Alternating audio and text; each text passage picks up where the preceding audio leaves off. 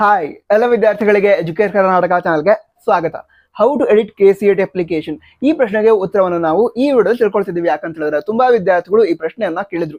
ನಂತರ ವಿದ್ಯಾರ್ಥಿಗಳು ಮತ್ತು ಕೂಡ ಪ್ರಶ್ನೆಯನ್ನ ಕೇಳಿದ್ರು, ಅವುಗಳಿಗೂ ಕೂಡ ಉತ್ತರವನ್ನ ತಿಳಿದುಕೊಳ್ತಾ ಹೋಗೋಣ.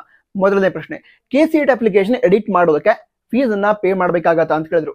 ಇಲ್ಲ, ನೀವು ಅಪ್ಲಿಕೇಶನ್ಗೋಸ್ಕರ ಏನು ಫೀ ಪೇಮೆಂಟ್ ಮಾಡಿದಿರಾ ಅದಷ್ಟೇ ಫೀ ಪೇಮೆಂಟ್ ಮಾಡೋದಿರತ್ತೆ. ಈಗ ಎಡಿಟ್ ಮಾಡೋದಕ್ಕೆ ಮತ್ತೆ ಫೀಸ್ ಅನ್ನ ಪೇ ಮಾಡಬೇಕು ಅಂತ ಇರಲ್ಲ, ಸರಿನಾ? ನಂತರ ಮುಂದಿನ ಪ್ರಶ್ನೆ ಏನಾಗಿತ್ತು ಅಂತ ಹೇಳಿದ್ರೆ, ಈಗ ಅಪ್ಲಿಕೇಶನ್ ಎಡಿಟ್ ಮಾಡೋದಕ್ಕೆ ಲಾಸ್ಟ್ ಡೇಟ್ ಯಾವುದು ಅಂತ ಕೇಳಿದ್ರು. ಅಪ್ಲಿಕೇಶನ್ ಎಡಿಟ್ ಮಾಡೋದಕ್ಕೆ ಲಾಸ್ಟ್ ಡೇಟ್ ಅನ್ನ ಅನೌನ್ಸ್ ಮಾಡಿಲ್ಲ, ಆದ್ರೆ ಸ್ಟಾರ್ಟಿಂಗ್ ಏನಿದೆ ಅಂದ್ರೆ ಅಪ್ಲಿಕೇಶನ್ ಎಡಿಟ್ ಮಾಡೋದಕ್ಕೆ ಅವಕಾಶ ಫೆಬ್ರವರಿ 10ರಿಂದ ನೀಡಿದ್ದಾರೆ. ಲಾಸ್ಟ್ ಡೇಟ್ ಅನ್ನು ಕೂಡ ಅನೌನ್ಸ್ ಮಾಡ್ತಾರೆ. ಬಟ್ ನನಗೆ ಅನಿಸೋ ಪ್ರಕಾರ ಈಗ ಅಪ್ಲಿಕೇಶನ್ ಹಾಕೋದಕ್ಕೆ ಫೆಬ್ರವರಿ 20ರವರೆಗೆ ಅವಕಾಶ ಇದೆ. ಅಟ್ ಲೀಸ್ಟ್ ಫೆಬ್ರವರಿ 20ರವರೆಗಂತೂ ಅವಕಾಶ ಇರುತ್ತೆ, ಅದಕ್ಕಿಂತ ಹೆಚ್ಚು ಟೈಮ್ ಕೂಡ ಕೊಡಬಹುದು. ಅದಕ್ಕೋಸ್ಕರ ಗಡಿಬಿಡಿಯಲ್ಲಿ ಎಡಿಟ್ ಮಾಡೋದಕ್ಕೆ ಹೋಗಿ ಮತ್ತೆ ಮಿಸ್ಟೇಕ್ ಮಾಡಬೇಡಿ, ಸರಿನಾ? ಆದ್ರೆ ಈಗ ನಿಮ್ಮ ಅಪ್ಲಿಕೇಶನ್ ಇರುತ್ತೆ, ಅಪ್ಲಿಕೇಶನ್ ಹಾಕಿದ್ಮೇಲೆ ಪ್ರಿಂಟ್ಔಟ್ ತೆಗೆದುಕೊಂಡಿರ್ತೀರಾ.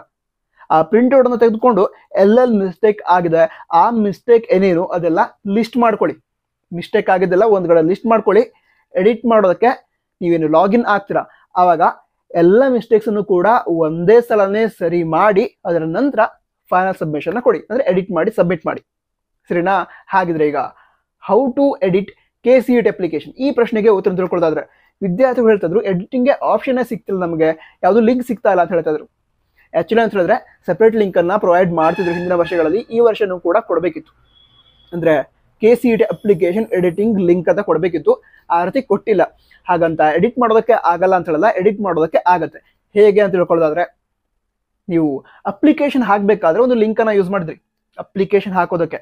ಸೊ ಅದೇ ಲಿಂಕ್ ಅನ್ನ ಕ್ಲಿಕ್ ಮಾಡಿ ನೀವು ನಿಮ್ಮ ID ಮತ್ತು ಪಾಸ್ವರ್ಡ್ ಮೂಲಕ ಲಾಗಿನ್ ಆಗಬೇಕು.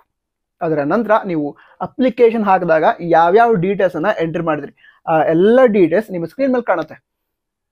ಆವಾಗ ಏನೇನು ಮಿಸ್ಟೇಕ್ಸ್ ಮಾಡಿದಿರಾ ಅದನ್ನೆಲ್ಲ ಸರಿ ಮಾಡ್ಕೊಳ್ಳಿ. ಅದರ ನಂತರ ಒಂದೇ ಸಲ ಸಬ್ಮಿಟ್ ಮಾಡಿ. ಅಂದ್ರೆ ಈಗ ಯಾವುದೊಂದು ಮಿಸ್ಟೇಕ್ ಅನ್ನ ಎಡಿಟ್ ಮಾಡಿದೆ ಅದನ್ನು ಸಬ್ಮಿಟ್ ಮಾಡಿದೆ ಆ ರೀತಿ ಮಾಡೋದಕ್ಕೆ ಹೋಗ್ಬೇಡಿ.